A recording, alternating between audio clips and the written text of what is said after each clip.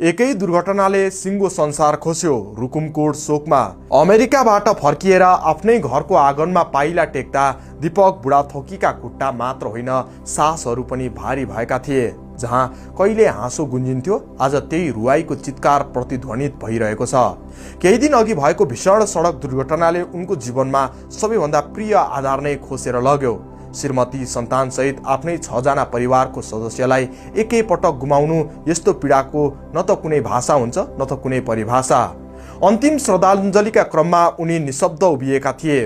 आँखा सुकिसकेका थिए, सायद आँसुहरू पनि थाकिसकेका थिए, तर भित्रभित्रै चलिरहेको भावहरूको आदि अझै रोकिएको छैन। सम्झनाहरूले उनलाई निरन्तर पछ्याइरहेका छन्। सँगै बिताएका हाँसो, अधुरा सपनाहरू, साना साना खुसीका क्षणहरू सबै एकैपटक चकनाचुर भएका छन्। यो घटना केवल एक व्यक्तिको पीडा मात्र होइन, सिङ्गो रुकुमकोटको पीडा बनेको छ। गाउँभरि शोकको सन्नाटा छ। हरेक अनुहारमा एउटै प्रश्न झल्किन्छ, किन यति ठुलो अन्याय? तर यसको उत्तर कसैसँग छैन।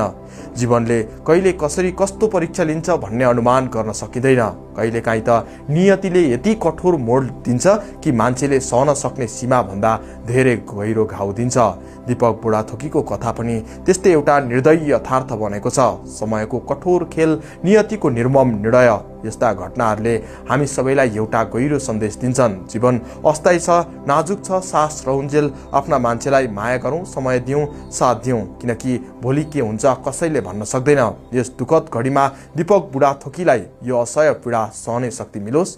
दिवंगत आत्माहरूलाई चिर शान्तिको कामना।